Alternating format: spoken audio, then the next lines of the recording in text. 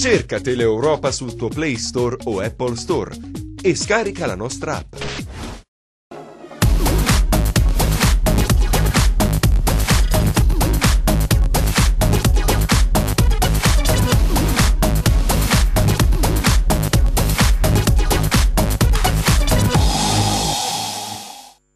Buon pomeriggio da parte di Franco Segreto, siamo tornati dopo le festività. Replay ogni lunedì come al solito, non si ferma mai. Oggi pomeriggio parleremo di calciomercato, parleremo di quello che bolle in pentola per quanto riguarda il Cosenza Calcio e per quanto riguarda il Crotone per la Serie B. Parleremo naturalmente anche di quello che bolle in pentola per le formazioni di Serie C. Entrambi i campionati sono fermi, c'è il riposo. Alcune squadre hanno ripreso praticamente la preparazione, il caso del Crotone, il caso anche del Cosenza, mentre i campionati riprenderanno poi il prossimo giorno 20. Di questo e di altro parleremo con Antonio Clausi di Cosenza Channel e Radio Libera Bisignano. Grazie Antonio. Salve a tutti.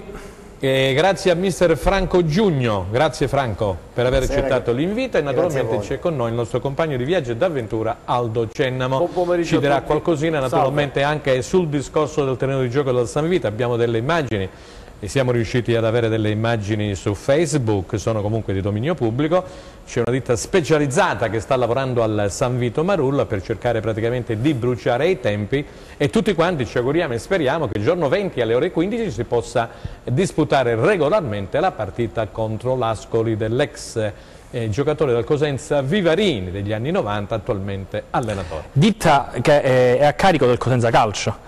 Come ha sottolineato il presidente Guarascio, il Cosenza ha individuato di dover effettuare, dopo era chiaro questo, dei lavori, e per far trovare il terreno di gioco in buone condizioni, così come sperano, ha individuato questa ditta e ha indicato di fare questi lavori. I lavori sono iniziati da qualche giorno, proseguono e interessano sia il San Vito, Gigi Marulla, quindi il terreno di gioco principale, che anche il San Vitino. Entrambi, infatti oggi alle 2:30 è iniziato l'allenamento del Cosenza alla Morrone Academy, dove credo che troverà ospitalità il Cosenza nei prossimi giorni, fin quando non sarà chiaramente pronto uno dei due impianti per Piero Braglia e i suoi calciatori. Io non so se sono pronte le immagini, comunque ringrazio Enzo Leonetti in regia, poi Giuseppe Costanzo e Luca Chita alla messa in onda e Michele Cavaca a guidare la camera. Se sono pronte le immagini, eccole qua, le vediamo, ecco qui, queste sono immagini fresche fresche, caro Aldo. C'è una ditta specializzata che sta lavorando al San Vito Marulla, sia per quanto riguarda il drenaggio sia per quanto riguarda la rizzollatura.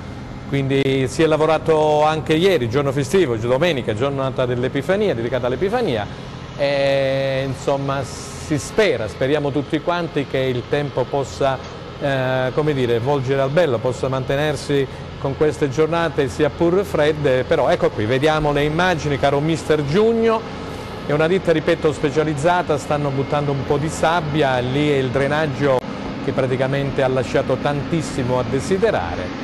E quindi, come dicevo prima, tutti quanti ci auguriamo, addetti ai lavori, sportivi, tifosi e società in primis, col presidente Guarasci, che la partita appunto contro l'Ascoli in programma, lo ripeto ancora una volta, il prossimo 20 gennaio, domenica alle 15, si possa disputare regolarmente al San Vito Marulla. Mi pare che Aldo Cennamo ci abbia qualcosa da aggiungere su questo discorso. C'è una condivisione, come diceva giustamente Antonio Clausi, tra la società Cosenza Calcio e anche l'amministrazione comunale. Sì, perché c'era stato già annunciato a noi durante le interviste che tu hai fatto sia al presidente Guarascio che al sindaco di Cosenza che si stava lavorando, c'era un incontro, questo incontro allora è stato molto positivo, quindi si è data alla società la responsabilità, la gestione di tutto quello che deve avvenire, perché poi la società, siccome deve pagare il fitto del campo sportivo, come sappiamo ogni partita dipende dal giorno, dalla notte, se si fa, è vero, sappiamo 1.000 euro di giorno, 1.900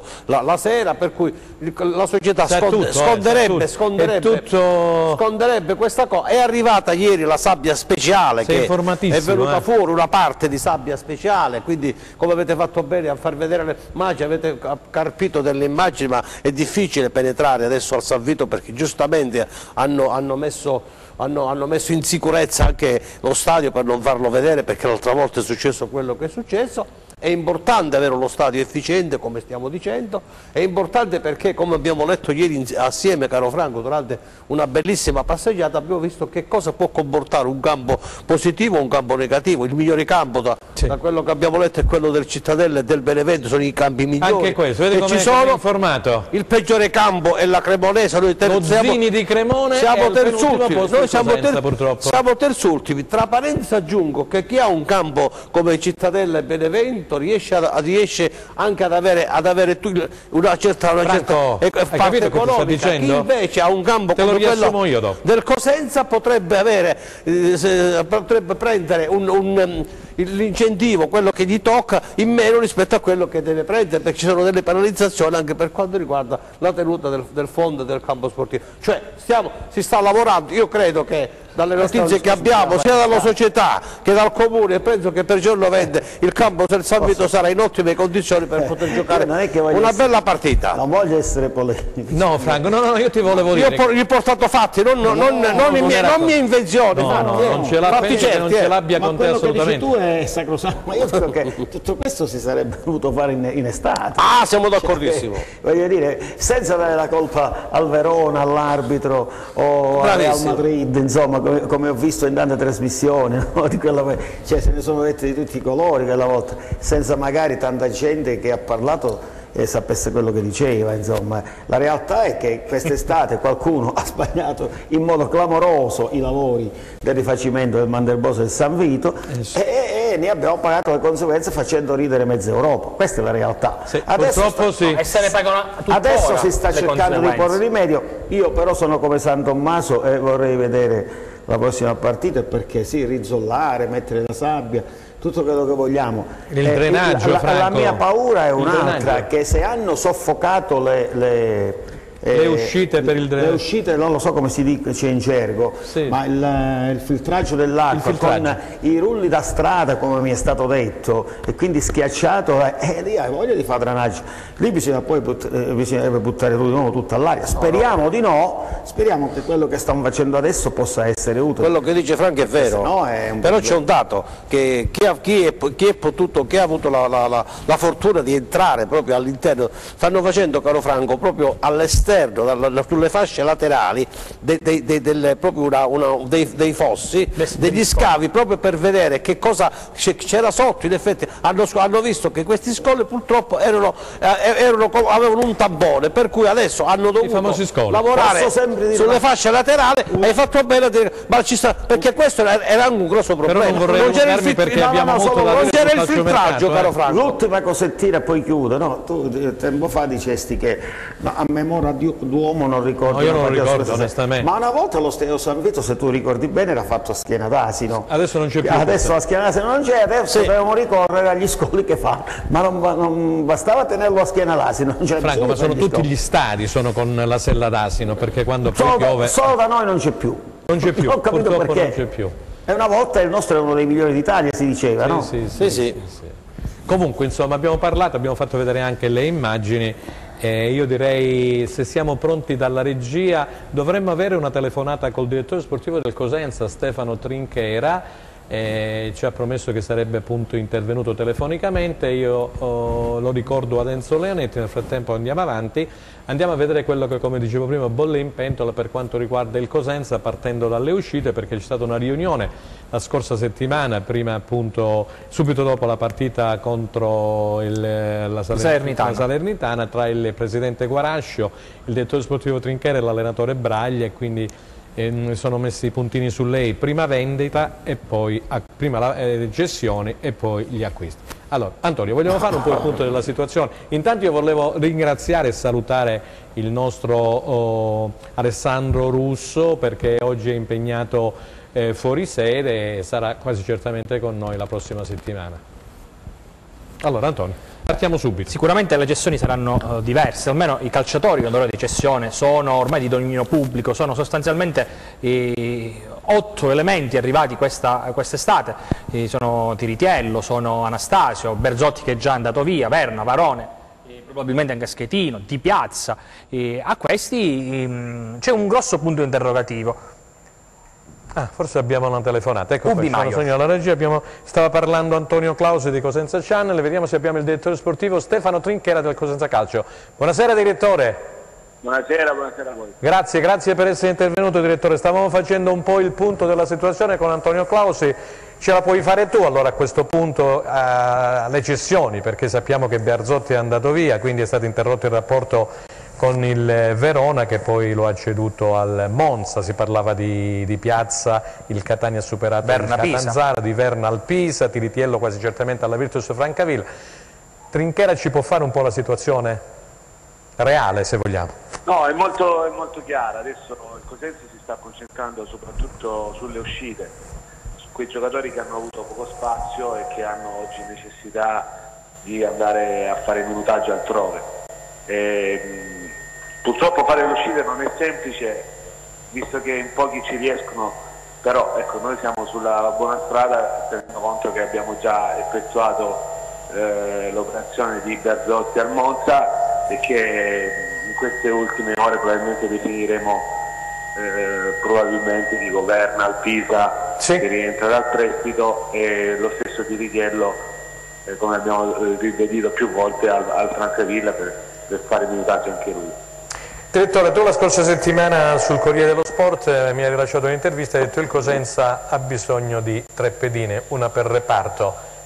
Naturalmente quando si potranno avere delle novità in questo senso?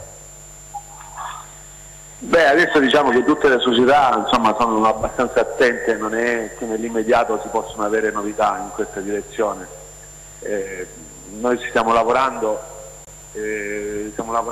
sulle esigenze che ha l'allenatore, soprattutto nell'ottica di dare via alcuni giocatori. È chiaro che qualcuno verrà rimpiazzato, poi noi abbiamo una rosa abbastanza numerosa, sempre perché l'abbiamo allestita nell'ottica di affrontare un campionato a 22 squadre, quindi poi lo scenario è cambiato e quindi gioco forte abbiamo dovuto comunque tenere un organico di 26-27 giocatori, e quindi adesso dobbiamo snellire un po' per poi intervenire dove si presentano i vuoti, insomma. C'è Antonio Clausi di Cosenza Channel, Radio Libera Pisignana, che vuole porti una domanda. Vai Antonio. Buongiorno direttore. Ciao, buongiorno a te. Io volevo chiederle non tanto circa il calciomercato in entrata e uscita, bensì quello dei rinnovi, perché ci sono alcuni calciatori molto importanti, l'esempio quello di Dermacu, ma lo stesso Baclé, lo stesso Saracco, che sono Lungo, Bruccini. Sì, sono 7 se non sbaglio quelli a scadenza, però chiaramente Dermacu è quello che ha maggiormente i riflettori puntati addosso, e poi magari c'è Saracco che è un calciatore bandiera per il Cosenza. L'idea è quella di ragionare ed eventualmente trovare con loro un accordo, qualora il club lo voglia, già all'interno di questa finestra, o di posporre il tutto dopo il 31? No, noi nell'immediato probabilmente è un argomento che dobbiamo affrontare, perché poi ci sono dei giocatori come lo stesso Bruccini, non solo Dermacu, non solo Idda per esempio. Idda, bravo Idda. Ma contratto in scadenza, e questi ragazzi stanno confermando il loro potenziale, quindi sono anche sotto attenzionati da altre squadre, per cui è chiaro che da parte nostra c'è l'interesse di trattenerli e probabilmente gli verrà rinnovato il contratto. C'è Aldo Cennamo con noi, il nostro compagno di viaggio ed avventure, il nostro opinionista. Aldo, per il direttore sportivo Trinchera, hai qualcosina? Sì, una domanda un pochino, diciamo, il fatto che escono questi ragazzi o vengono restituiti o vengono prestati a gennaio, probabilmente una rosa di 27 è esagerata, e quindi avete giocatori che sono stati sempre anche in tribuna, probabilmente non hanno e non facevano parte di come la pensa Braglia, ma adesso che si va sul mercato non sarebbe stato il caso avere già per il giorno 20 un po' di giocatori necessari perché altrimenti potevano amalgamare? Non vorrei che andiamo al 31 gennaio quando in effetti poi ci vorrà almeno 15 o 20 giorni per averli a tempo pieno in organico con Braglia.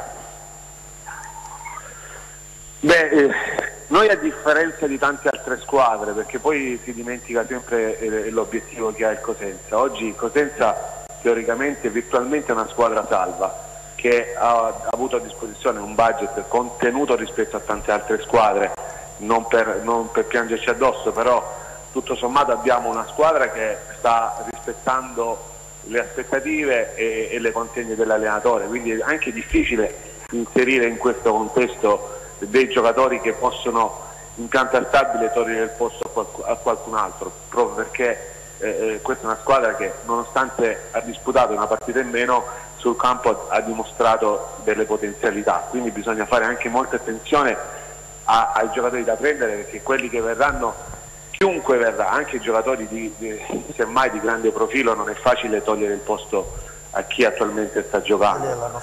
Poi noi non dovremmo stravolgere l'organico, non faremo tanti inserimenti in entrata, in uscita sì, perché come ho detto prima la rosa è stata allestita abbastanza numerosa proprio perché inizialmente si pensava di affrontare un campionato a 22 squadre, quindi immaginate che non erano più 36 partite ma erano, se non sbaglio, 42, quindi la cosa era ancora più difficile. Però ecco, nessuna squadra di B, forse se non un'operazione in entrata, nessuna squadra insomma ha fatto delle operazioni in entrata, quindi bisogna anche andare cauti e capire che tipo di mercato in entrata bisogna fare.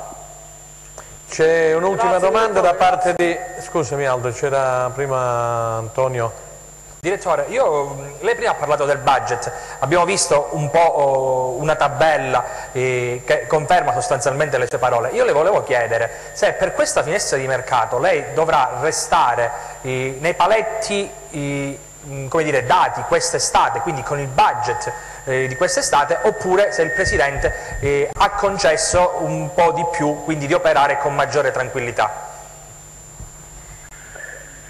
Beh, noi ad oggi non abbiamo parlato di budget in questa finestra di mercato. È chiaro che la nostra politica rimane sempre la stessa, noi non siamo nella condizione di fare passi da gigante. Non siamo in Lecce, no? Che ha preso Taxidis, per esempio. No, assolutamente no, quindi ecco, questo bisogna tenerlo sempre presente, ma questo poi non vuol dire nulla, perché non è detto che chi spende di più fa meglio di chi spende di meno, questo assolutamente no. Però ecco, pensare, io a volte sento anche grandi nomi, ci sono dei calciatori che non solo hanno ingaggi considerevoli nell'annata in corso, ma quando si pensa a un giocatore di grande nome, poi bisogna anche pensare nell'ottica di un contratto stipulato in maniera pluriennale, e quindi il Cosenza oggi non può assolutamente pensare di mettere sotto contratto giocatori con contratti pluriennali che hanno cifre 200, 300, cioè non siamo questo tipo di realtà noi. Direttore, ma quindi ci esclude che possano arrivare calciatori a titolo definitivo, quindi magari con contratti pluriennali, oppure in questo mercato il Cosenza magari può fare un'operazione a lunga gittata, in base a quello che ci ha detto adesso? Sì, sì, a titolo definitivo possiamo prendere giocatori. Io vi faccio l'esempio su un nome uscito ultimamente, cioè Frattali è un giocatore che guadagna 200.000 euro netti all'anno, il procuratore, se mai dovesse spostarlo da qualche parte, è chiaro che andrebbe a chiudere con un contratto di 3 anni, certo. Una situazione che, io faccio un esempio, che noi non potremo mai fare, insomma. Perfetto. E un'altra cosa, direttore, visto che non si fanno i nomi, possiamo sapere i ruoli, perché io parlavo prima di un portiere, di una mezzala e di un attaccante esterno veloce, come piace a Braglia, tipo Chereche. Ho ragione o no? Sì, anche un terzino destro, perché un terzino destro, diciamo, più di spinta, come quinto a destra, come stiamo giocando noi, perché in quel ruolo ovviamente abbiamo solo Corsi. Abbiamo solo Corsi, quindi è chiaro che lì bisogna anche pensare di prendere un altro giocatore.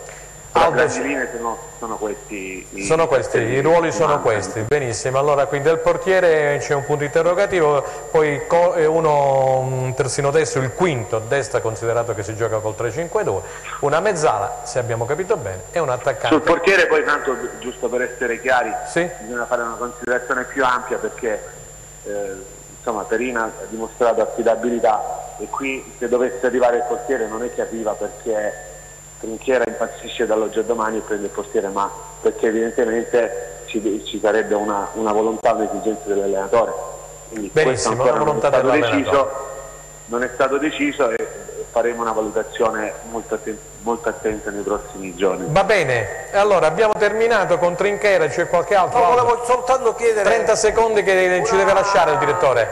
Per quanto riguarda la posizione di Bruccini, possiamo stare tranquilli che Bruccini rimanga a Cosenza? No, Bruccini non è sul mercato, Bruccini rimarrà con noi al 100%. Grazie. Benissimo, Bruccini rimarrà al 100%. Grazie direttore per essere intervenuto con noi. Grazie. Grazie, alla prossima.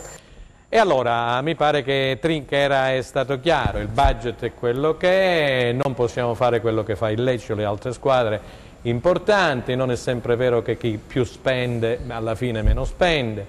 È successo l'anno scorso a Cosenza che è andato in B, squadre che avevano ha dato indicazioni importanti. Cioè, sicuramente quella che i rinnovi verranno affrontati in questa finestra di mercato, sì, senza correre il rischio che qualcuno vada a scadenza dopo il 31. Se qualcuno andrà a scadenza dopo il 31 probabilmente significa che non c'è la volontà di tutte e due le parti di raggiungere un accordo nell'immediato. La cosa più importante è che molti tifosi ci hanno scritto, c'è scritto pure l'amico zio Elio Principato, poi rileggerò nella seconda parte qualcosina che è il riferimento comunque al Mantelbosso da San Vito Marulla quando ci ritorneremo.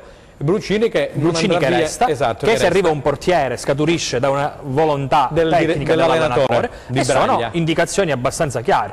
Allora, Franco Giugno, mi pare che hai sentito, come dire, sì, hai ascoltato quello che ha detto Trinchera, che opinione ti sei fatto? Sì, ho capito che grandi operazioni di mercato non se ne faranno. Esatto, è questo. Che la barca la dovrà portare avanti e credo in questo momento l'allenatore migliore che c'è in Serie B. Braglia. Credo che meriterebbe ad oggi il seminatore d'oro, perché la squadra credo che per struttura generale non sia molto competitiva, lui la sta facendo diventare super competitiva. Ci sono delle... I giocatori che vanno per la maggiore, e mi dispiace per Trinchera, sono quelli che c'erano l'anno prima. Cioè, tanto è vero che la squadra gioca con 8, 9, 11esimi della Serie C, quindi gli acquisti fatti quest'estate al 90% non sono serviti a niente, quindi bisogna ricambiarli di nuovo, infatti vanno via quelli che sono venuti quest'estate. Ma vanno via perché ha detto che erano stati fatti a 22, per 22 squadre. Se non hanno spazio vuol dire che quelli che c'erano prima sono più bravi, se non hanno spazio i nuovi, quindi dai nuovi non sta rendendo nessuno a grandissimi livelli. Stanno andando via tutti, l'ha detto pure Antonio. Si continuerà a giocare con la squadra dell'anno scorso. Lo zoccolo duro, con sì, questo allenatore che sta facendo mirabilie, devo dire, sperando che continui a fare mirabilie, perché io credo che se non si interverrà seriamente sul mercato con due o tre giocatori che elevino il tasso tecnico di un buon 20%, noi avremo dei problemi da qui alla fine. Aldo Cennamo. Ma guarda, io ho fatto una domanda non a caso, ho fatto una domanda sui giocatori che vanno via. Allora penso che questi giocatori che adesso pare che abbiano un po' di mercato in Serie C, allora erano comunque giocatori della Serie C, quindi per cui il Cosenza non aveva bisogno di questi giocatori, allora si è pensato di restituirlo oppure prestarli, vabbè, ma è stata una scelta. Poi si parlava di 22 squadre, adesso l'ha spiegato bene Trinchera, noi siamo 19, è chiaro che adesso ci vogliono 22-23 giocatori, ma quello che diceva Franco Giugni secondo me è un'analisi che io mi sento di condividere, in riferimento al fatto che questa squadra ha bisogno assolutamente di 3 o 4 rinforzi importanti, cioè una tifoseria di 13, 14, 15 mila persone che vanno al campo a tifare per il Cosenza non possono stare sempre con chi va là con la sofferenza, con il coso in cola che da un momento. Allora bisogna avere la capacità, la forza, chiaro, ci vogliono i soldi, ci vuole tutto, però il Cosenza quest'anno in effetti gli incassi li sta facendo, i contributi li ha avuti, il presidente è uno che ci ha portato in Serie B con grandi sacrifici, dobbiamo essere grati sempre a questa persona, però adesso è il momento di mettere veramente mano al portafoglio e dare la possibilità a questa squadra di potersi salvare con grande dignità, perché io mi sbilancio e dico, se questa squadra dovesse avere 3 o 4 elementi di categoria, parlo di categoria superiore, questa squadra secondo me con il gioco che ha, con il grandissimo allenatore Braglia, e sono d'accordo che meriterebbe il seminatore d'oro, questa squadra potrebbe arrivare nei posti che potrebbe anche puntare ai playoff se vogliamo, perché ancora non è niente di deciso. A 19 punti si è in una situazione molto ambigua, si può essere in zona retrocessione come si può essere in zona playoff, per cui se questa società, che è una società importante, che ha investito portandolo in Serie B, che ha capacità, che ha imprenditorialità, a managerialità, volesse veramente dare ai tifosi quella soddisfazione che i tifosi meritano, non sarebbe male andare sul mercato, fare qualche sforzicino in più, perché gli sforzicini vengono pagati poi dagli incassi domenicali, e portare a Cosenza giocatori importanti per farci fare per farci stare più tranquilli, perché quindi 13.000 spettatori meritano di avere una squadra capace di poter lottare non per la retrocessione ma per gli altri, per altri traguardi. Questo è il mio pensiero. Pare che Franco Giugni è d'accordo con te. No, questo è il mio pensiero. Poi anche perché lui sta dicendo delle verità acclarate, cioè, l'altra volta allo stadio eravamo in 14.000. Sì. Poi c'è un'altra cosa da dire, che le squadre che stanno sotto, in cominciare dal Crotone, ma non lo so se quello che dice Trinchera risponde a verità, che se uno prende grandi giocatori non è sinonimo assoluto di salto di qualità. Intanto li prendo i grandi giocatori, poi vediamo. Ha più probabilità. Quindi il Crotone sta cercando di rivoluzionare la squadra, cercando di potenziarla e di renderla più competitiva. Quindi ci sono sotto delle squadre come Crotone, Livorno e Foggia che cercheranno di venire su. Quindi ripeto, se noi dobbiamo stare sempre presso a San Piero, va bene, San Piero magari attraverserà anche lo stretto di Messina col mantello, però fino adesso io credo che lui abbia fatto davvero, abbia tirato fuori da questo organico, che ripeto, io l'ho vista col Benevento, 9 undicesimi erano della Serie C, quindi il mercato della B è servito poco e niente. Abbiamo capito. Ok, allora abbiamo capito sia quello che ha detto prima Aldo Genova che il mister Franco Giugno, così come quello che ha detto il collega Antonio Clausi. Ci fanno segno dalla regia, dobbiamo andare in pubblicità, restate con noi, grazie.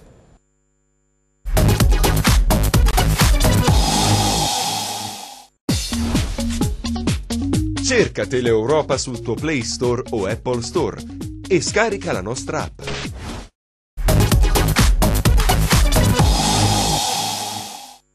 Seconda parte di replay per questo 7 gennaio 2019, caro Antonio, volevamo chiudere il discorso del Cosenza, anzi prima volevo leggere quel passaggio di Elio Principato.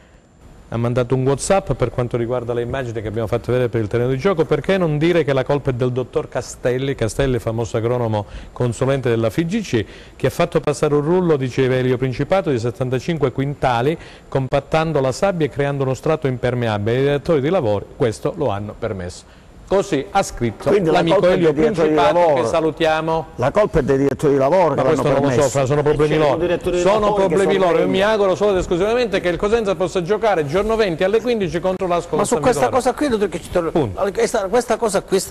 questa cosa che dice Elio è stata già chiarita. L'abbiamo chiarita noi 3 o 4 volte, quando abbiamo detto che tutto se è anche addivenuto che il sindaco e gli organi competenti hanno già interessato anche qualcuno della procura, perché vogliono capire, tant'è vero che non hanno pagato neanche la ditta vecchia che ha fatto i lavori, capire che è successo e se c'è una responsabilità della ditta o dei direttori dei lavori saranno dei pressoché, l'abbiamo già detto, archiviati. Hanno passato un rullo di 80 quintali e hanno sbagliato, forse, però Castelli ha permesso questo, punto. Ok, allora Antonio, tu volevi aggiungere qualcosa per quanto riguarda il mercato del Cosenza? Sì, giorni scorsi è trapelato il nuovo interesse per Sciaudone del Novara, l'ipotesi che si prospetta, l'idea, come l'ha definito il Corriere dello Sport, l'idea è quella di uno scambio con Varone. Vediamo cosa ne uscirà nei prossimi giorni.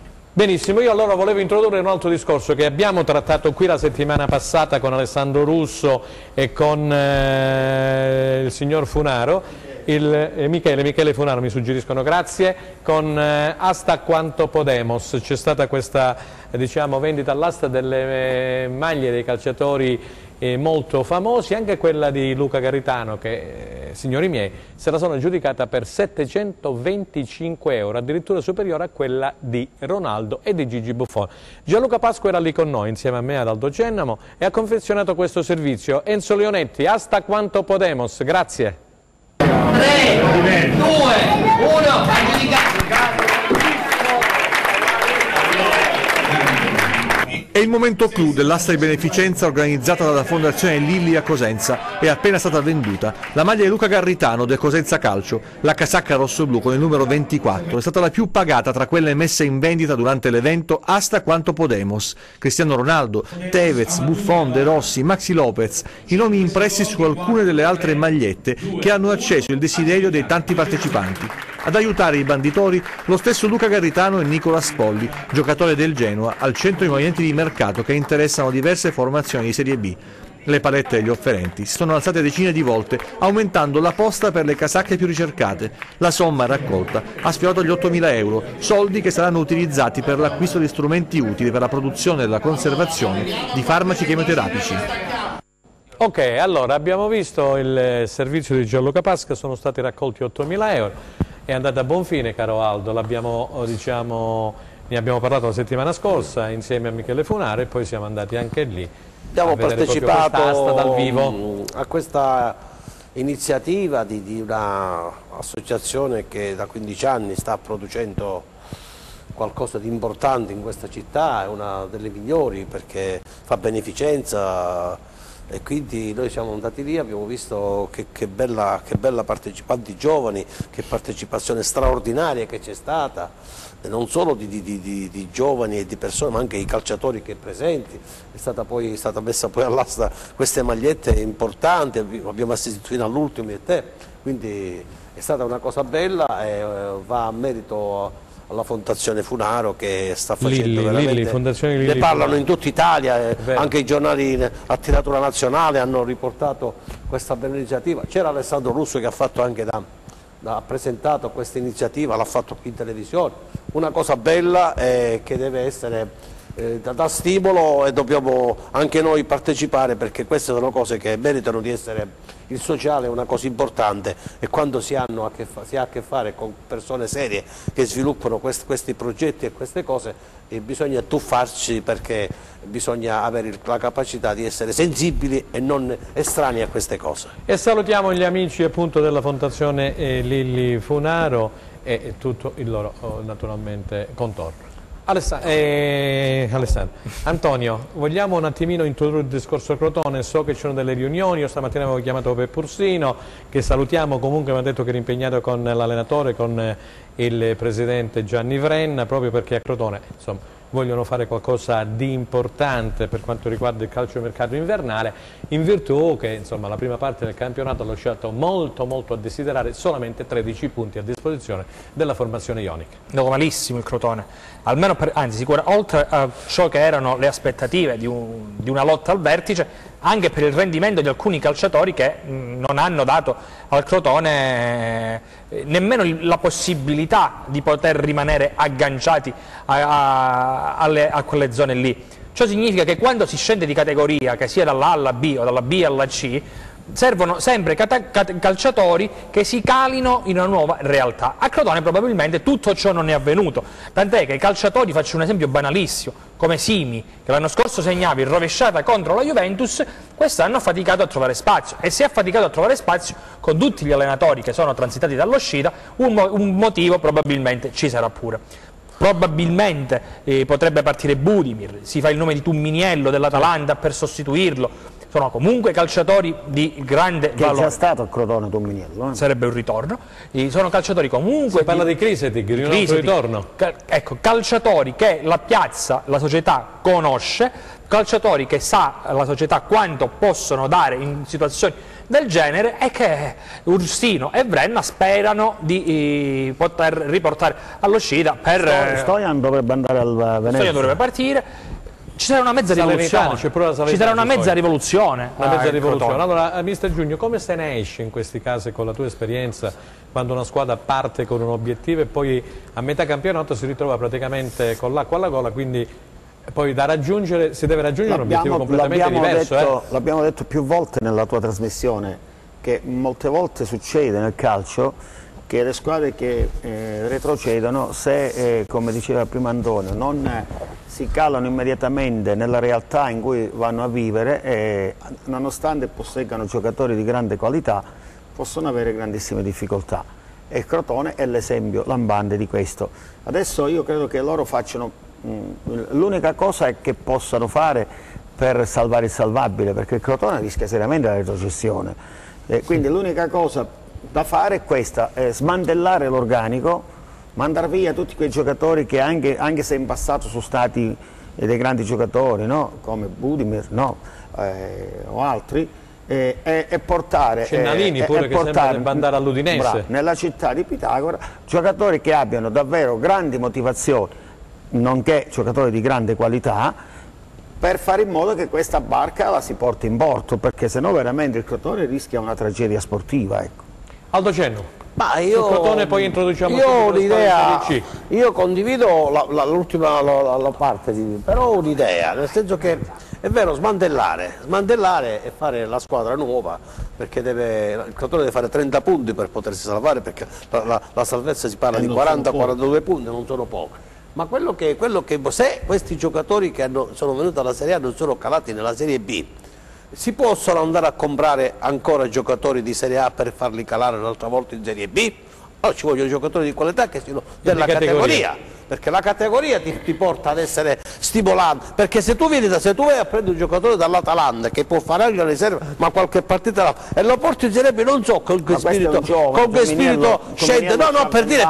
Allora questa rivoluzione deve essere una rivoluzione molto attenta, molto oculata, con giocatori di una certa caratura. E poi caro Franco, non dimentichiamo, io rimango sempre dell'avviso che cambiare spesso allenatore non serve. Questo fatto di avere cambiato di nuovo allenatore, probabilmente se fosse stato Oddo gli avrebbero fatto, siccome devono fare una rivoluzione, gli avrebbero comprato i giocatori che stanno per comprare, probabilmente sarebbe stato meglio. Adesso se Stroppa deve ricominciare da capo, deve rivedere, c'è tutta una situazione incarburata. Io sono convinto che il Crotone farà molta fatica, anche rivoluzionando la squadra, a risalire la china, e allora il Cosenza deve stare attento al Crotone, al Foggia e al Livorno, come dicevo prima. Quindi la campagna acquisto del Cosenza deve essere anche proiettata e guardata in riferimento alle altre squadre che stanno sotto, perché se queste si rafforzano e noi restiamo un pochino pensando che abbiamo 19 punti e siamo già salvi, noi non siamo salvi affatto, caro Franco. Chi pensa che siamo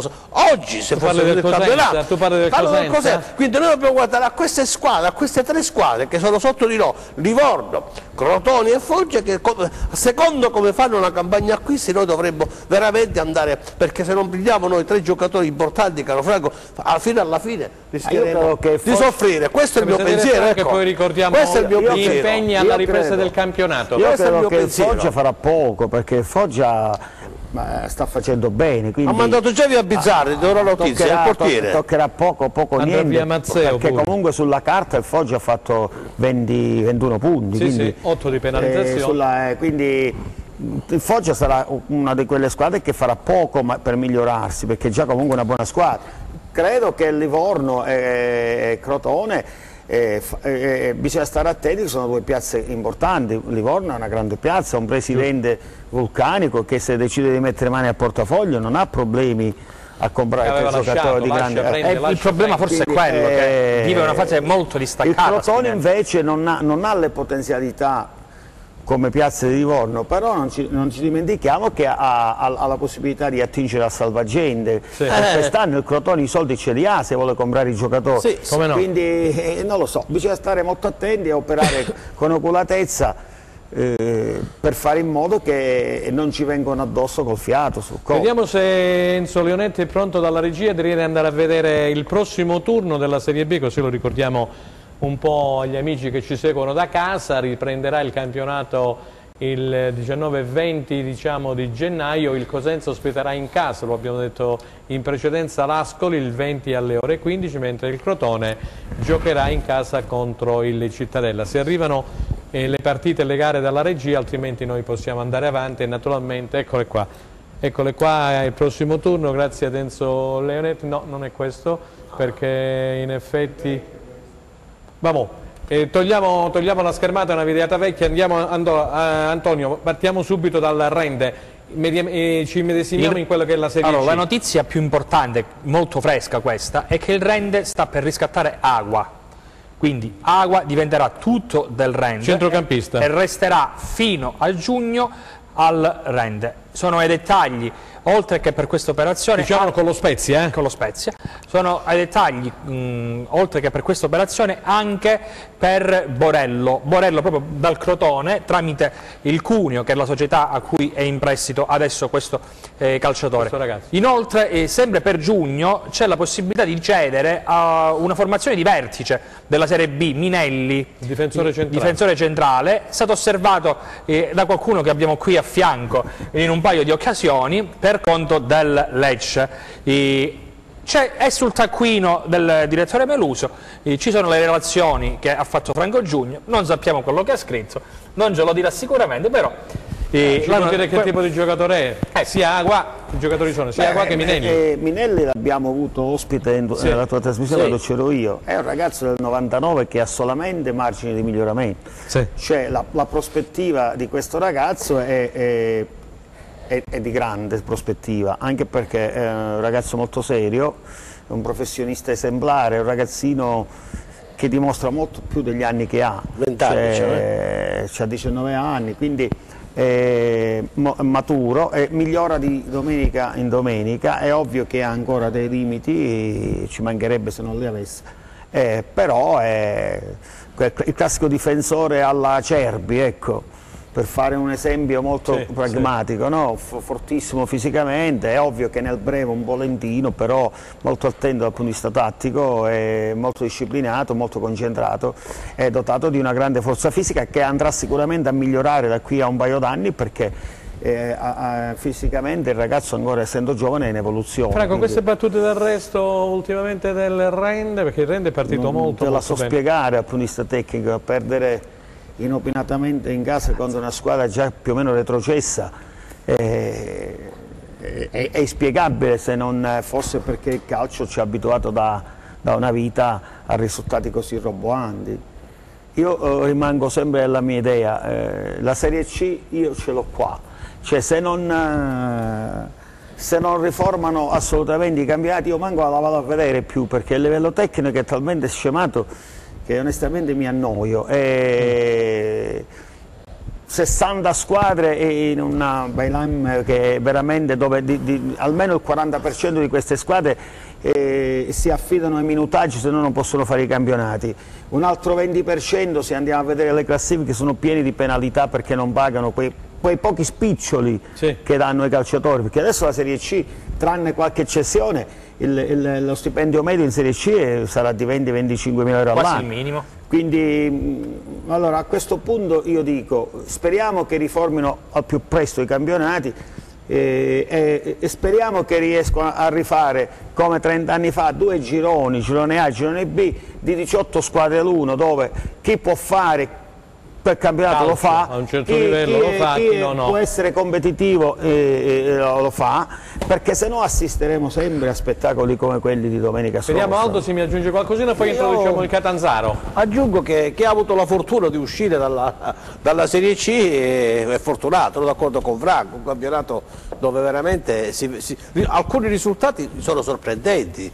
Cioè, probabilmente c'è una caduta anche dal punto di vista psicologico dei calciatori, c'è tutta una situazione che non è possibile che noi siamo anche noi tifosi del Rende, ci mancherebbe, cioè vedere Paganese Rende e pensare che il Rende potesse perdere quella partita, io penso che nessuno ci avrebbe mai giocato un euro, purtroppo è accaduto. Allora bisogna capire che succede in queste società, in queste squadre, sono cose che sono per chi ama il calcio, per chi vive il calcio, però nel calcio ci può stare, anche la Juventus si può perdere con l'ultimo classificato, però capita raramente, però adesso che il Rende ha messo in cascina tanti punti, probabilmente un po' che si è rilassata, se vuole arrivare ai playoff però deve incominciare di nuovo a rimettersi in garreggiata, a vincere, perché altrimenti rischia di non fare i playoff ed è un peccato, perché la squadra c'è, via dicendo. Alla ripresa dovranno dare una risposta importante, perché si recheranno in quel di Catanzaro, quindi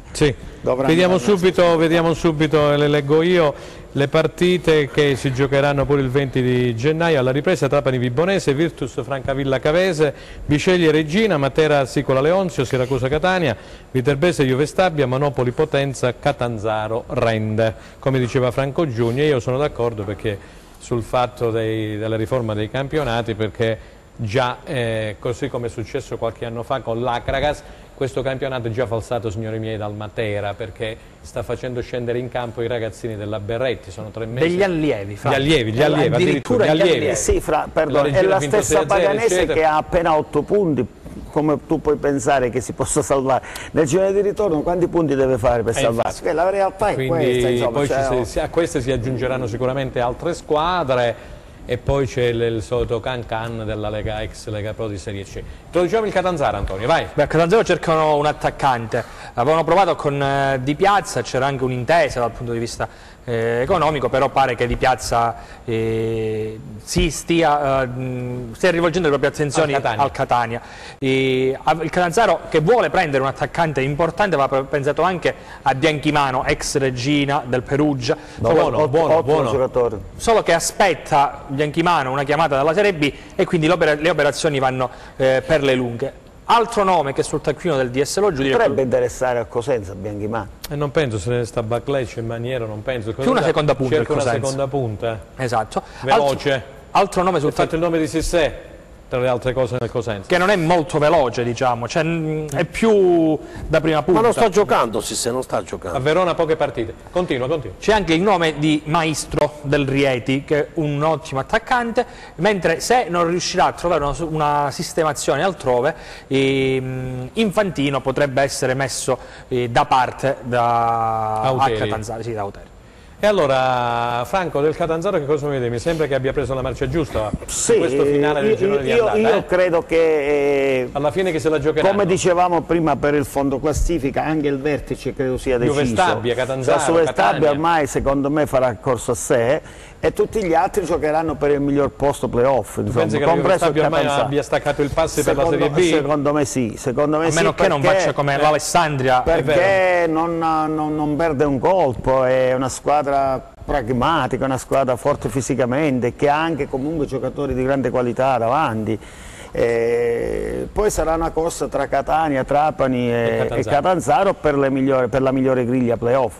Da questa griglia è uscita un'altra squadra che è andata alla malora, che è la Casertana, no? Che all'inizio è quello che dicevamo prima, no? Allora tu prendi Flores, prendi Castaldi, prendi questo, prendi quello, poi alla fine si smantella anche lì e come dicevi tu si rifalsa il campionato, perché all'inizio stagione chi giocava contro la Casertana aveva grande difficoltà a giocare contro questi. C'è finito pure Blondet, mi pare, a Caserta. C'è Pinna, che è il leader della squadra. Quindi voglio dire, no? Il discorso che facevamo prima, insomma. No? Senti, allora abbiamo qualche notizia sulla Regina. C'è questo closing in atto con la famiglia Gallo, no? Sì, pare che sembra che stia per lasciare o abbia già lasciato sì, pare che sia cosa praticamente fatta, tant'è che la Regina si sta muovendo già in maniera vigorosa sul mercato. Sono dettagli con Paghera, che è un ex Provercelli ed era svincolato. E poi anche a Reggio Calabria si cerca un grande nome, un grande attaccante, perché il mercato, parliamoci chiaro Franco, per infiammare la tifoseria...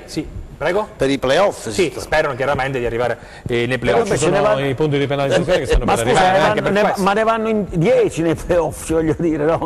C'è già la Vibonese.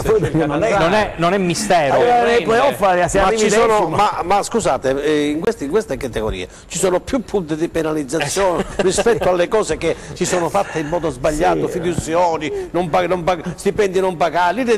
Ma insomma, stiamo parlando. Dobbiamo dire che tutte le calabresi Serie C al momento sono nei playoff, tutti, compreso anche la Regina. E questa è una bella cosa, però Franco, rimane sempre, ecco perché noi dobbiamo restare in B e dobbiamo restare non facendo soffrire i tifosi, perché perdere la Serie B è una cosa che non è sopportabile più di questa tifoseria. 15.000 persone non sopporterebbero mai una sciagura del genere. Credo tra l'altro questa è la cosa. Si possa chiedere ecco perché di 14-15.000 spettatori. Esatto. Mi voglio augurare che qualcuno lo vada in televisione a dire ancora vogliamo più gente allo stadio. Vabbè, 14.000. Ma magari ne venissero 20.000. Siamo in chiusura, un giro, siamo in chiusura. Dicevo quindi che non è un mistero dell'offerta di 2 anni e mezzo a Baclay.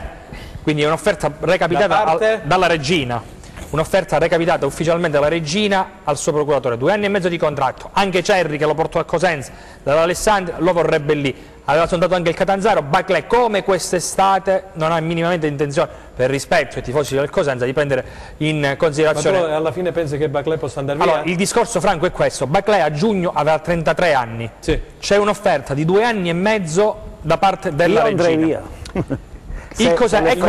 Andrei via. Se l'offerta è vera, io andrei via. Ma a queste condizioni ha ragione il mister. Allora, l'offerta è certificata. Ecco da qui la mia domanda prima a Trinchera. Ci sono dei calciatori che sono in scadenza. Verranno con loro affrontati i discorsi relativi ai rinnovi prima del 31? E di Perez che notizie hai? Nulla. Al momento Perez non ha mercato, secondo le mie fonti. Benissimo, allora ci fanno segno nella regia che siamo giunti anche per oggi sui titoli di coda. Abbiamo detto tanto, abbiamo detto del Cosenza, abbiamo detto del Crotone, abbiamo parlato del terreno di gioco del San Vito Marul, abbiamo parlato dei movimenti della Morrone, dovevi dire qualcosa. Delle squadre di Serie C. La Morrone, 30 secondi ci chiudono. Permettetemi di ringraziare e salutare tutti gli amici della Morrone, prima in classifica nel campionato di promozione. Ce la giochiamo con il San Biase. Grazie ad Antonio Clausi di Cosenza Channel, grazie a Mister Franco che è stato con noi e grazie al nostro compagno di viaggio Aldo Cenamo. È tutto per oggi da parte di Franco Segreto, noi ci rivedremo lunedì prossimo 14 di gennaio 2019 sempre alle 15 sempre su Teleeuropa. Arrivederci!